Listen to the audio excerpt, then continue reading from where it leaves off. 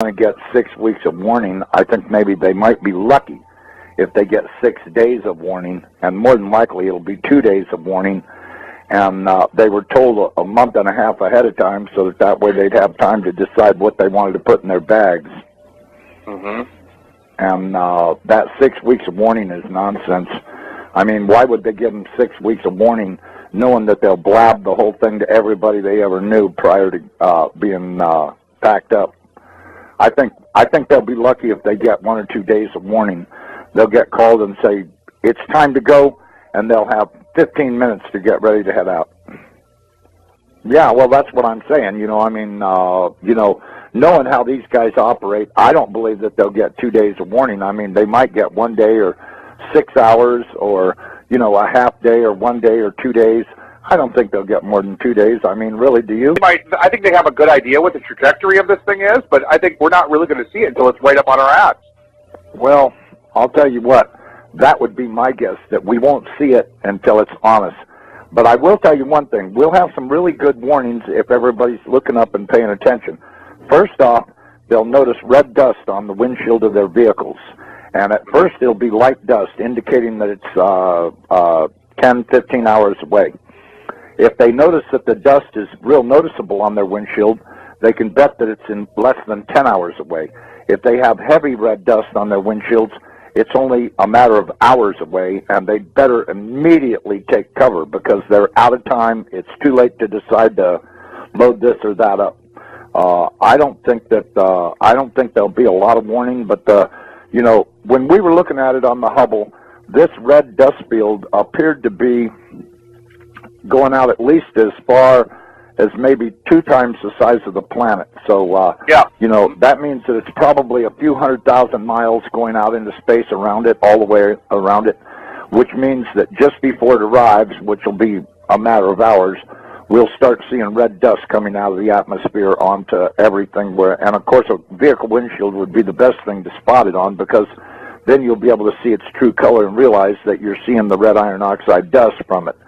And that'll be probably between that and the earthquakes, and I think probably as it approaches, we'll start to hear the electromagnetic interference between it and us, maybe see bizarre events in the sky with the clouds, and maybe colors flashing around in the atmosphere.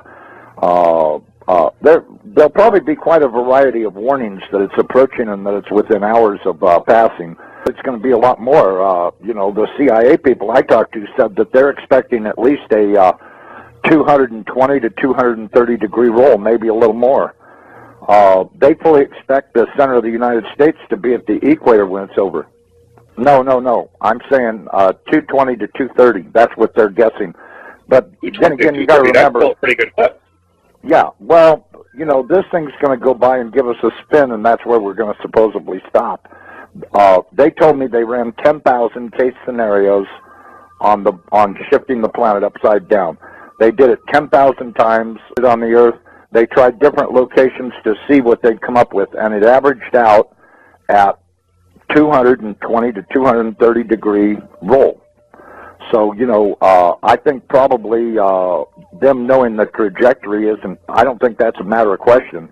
I'm sure they know the trajectory. I'm sure they know the exact minute it's going to show up. I've heard a lot of stories that I would only tell you in private about this, because it's so far over the top, most people would go into immediate denial if they heard it. So, the most I can say is that they better be expecting at least a 180 to a 220 degree pole roll when this happens. And as far as that bulge around the center of the planet, I got news for everybody. This thing is going to do a very fast roll, and that water is going to go everywhere. The Lord warned you. The oceans will roar from pole to pole. Is there some part of that nobody understands? The average depth? Yeah, what's the average depth of the ocean around the world? 10,000 feet. 10,000 feet. It's about 2.5 miles. That's the average depth of the ocean. Although the depth does increase at the equator, because there's spots where it's averaging 7 miles deep. So that tells you there's a bulge at the center of the planet. which would be, man. Now just imagine the North Pole rolling into the position of the South Pole. That means that the North Pole has got to go through that bulge before it can reach its final resting place. So we're going to have 7 miles of water doing some serious washing around on the land. So let me ask you this: if we did a 220-degree pole shift, would that be an instantaneous pole shift, or would that be a? No, it's going to be, as I understand, it's going to happen over the course of half an hour to an hour. And actually, they said 28 minutes. That's pretty instantaneous. That's pretty fast, yeah. That's pretty fast. We're going to see probably 400-mile-an-hour wind on the surface. We're going to see big-time water splashing around. We're going to see earthquakes that are so bad that it'll set off every volcano ridge on the entire planet. Every volcano ridge on the entire planet will be going off. The tectonic plates will be being jerked apart by probably miles apart, as the surface of the Earth will be like a bowl of Jell-O. It'll be flexing around so hard that every tectonic plate everywhere on the planet will open. The volcanoes will be shaken so hard that they'll start erupting. It's going to be one horrific scenario after another. You're looking at hell on earth here. This ain't going to be no joke. This is going to really eliminate a lot of people, because either they didn't know about it, or they didn't believe, or whatever the case may be. It's going to be a real shame for them, because I'll tell you, when Nibiru rolls the planet upside down, it's going to kill 4 billion people, and that's the first day, and the rest will survive on.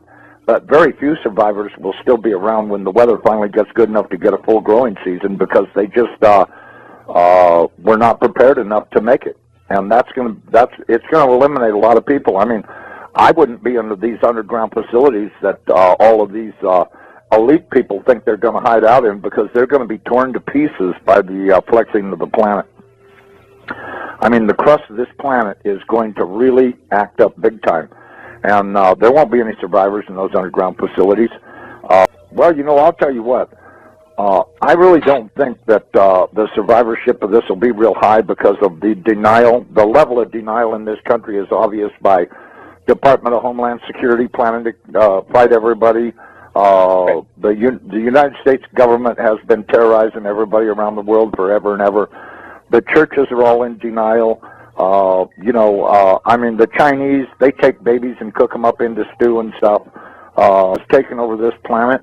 And that's why I said about the churches being asleep. The churches have not protested this at all. And they're going to pay dear for having kept their mouths shut and been politically correct. This is the one that's going to cost them their ass. And one evil thing stacked on top of another. And all of these people that have been condoning all of this stuff, they don't talk about it. They just, they own stock in the companies, and they think they're getting rich, and what they're actually doing is getting ready to die, and they don't even know it. I tell people all the time, guess what? You're probably not going to be alive this time next year, so don't worry about what you're doing. Well, but, one of his favorite subjects is to talk about giants, because our military has ran into quite a few of them in caves in the Middle East over there. And they've came across several ones that were alive. They've even managed to capture a couple of them. They've had to kill a few of them, because these guys aren't little guys. Apparently they caught one recently that was, I don't know, I guess about 14 feet tall, and they had a hell of a time subduing him.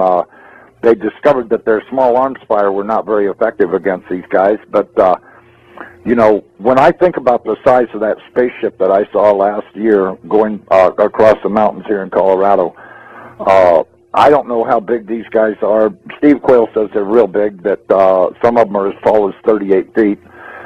This thing was big enough to where it could have had a few thousand of those 38-foot tall guys in it, and it would have been no problem, because I'm telling you, this thing was at least 1,000 feet in diameter, maybe more, and at least a couple of miles long. I mean, it was big.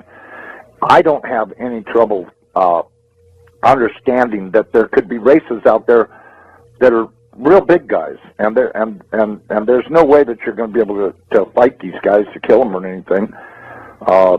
If you think about what happened, when was that, about 10, 15 years ago, that big one landed in Russia right in the town square, And these great big guys got out of it and were working on it while the whole town stood around and watched and went, holy shit, look how big these guys are. And they were great big guys. I guess they were about 12 feet tall or something, and they were working on their spaceship. And when they got it repaired, they flew off in it. But, you know, it landed right in the middle of the town square. Mm-hmm. And everybody in the whole town saw it. And it was a couple of mentions on the news about it, but not really too much. Mainly in the little rag newspapers and stuff were pictures of it. And a lot of people took pictures of it. They took pictures of the guys that were working on it, and they were great big suckers. So, you know, are there big guys out there? Yeah, there are. Well, the Bible says we're going to see all kinds of stuff happening. And I can tell you, these military people have been so far out of control for so long, I think the American people would be terribly shocked if they ever got away from their vomit TV and started checking out what their government's been doing. They would not only be horrified, but they'd be in shock and horrified at the same time, just how really far out of control these people actually are. And all of this stuff has been kept a secret because the American people are willfully stupid. And this is going to come home to haunt them. I can guarantee you there's going to be trouble on the horizon they can't even imagine. And I can tell you, just the thought of 14, 15-foot tall guys dressed in military uniforms doing God knows what. I mean, I've always thought since day one that the pyramids were built prior to the last pole shift, and that they were stacked up probably by these big guys, because there's really no other explanation for how stones that big got mounted up. I mean, you look at some of those things, and the architecture and design and construction is just so far over the top. And now we've got all of these ragheads over there in Egypt talking about they want to tear them down. Yeah, well, I was talking about that earlier today. Yeah, this is just insanity. They took out their dictators around the world. They've been taking out the dictators so that they could put in their dummies and get their one world order thing going, which is how they've got to do it. They've got to take out all the leaders in every country, and then place their Rothschild dictators in position. And of course, you know, that'll bring in their one world order because they'll all work for the same guy. But you know, now they've got these morons down there in Egypt that want to tear down the pyramids. They want to do this. They want to do that. You know, I don't know how they plan on doing it. You know, what are they going to put a nuclear weapon in the thing and blow it up or what? Because they're sure as hell not equipped to dismantle it manually. They'll have to blow the things apart. Well, I personally don't think they're going to get 6 weeks of warning. I think maybe they might be lucky if they get 6 days of warning, and more than likely it'll be 2 days of warning. And they were told a month and a half ahead of time so that way they'd have time to decide what they wanted to put in their bags. Mm-hmm. And that 6 weeks of warning is nonsense. I mean, why would they give them 6 weeks of warning knowing that they'll blab the whole thing to everybody they ever knew prior to being packed up? I think they'll be lucky if they get 1 or 2 days of warning. They'll get called and say, it's time to go, and they'll have 15 minutes to get ready to head out. Yeah, well, that's what I'm saying. You know, I mean, you know, knowing how these guys operate, I don't believe that they'll get 2 days of warning. I mean, they might get 1 day or 6 hours or, you know, a half day or 1 day or 2 days. I don't think they'll get more than 2 days. I mean, really, do you? I think they have a good idea what the trajectory of this thing is, but I think we're not really going to see it until it's right up on our ass. Well, I'll tell you what, that would be my guess, that we won't see it until it's on us. But I will tell you one thing. We'll have some really good warnings if everybody's looking up and paying attention. First off, they'll notice red dust on the windshield of their vehicles. And at first, it'll be light dust, indicating that it's 10, 15 hours away. If they notice that the dust is real noticeable on their windshield, they can bet that it's in less than 10 hours away. If they have heavy red dust on their windshields, it's only a matter of hours away, and they'd better immediately take cover because they're out of time. It's too late to decide to load this or that up. I don't think there'll be a lot of warning, but you know, when we were looking at it on the Hubble,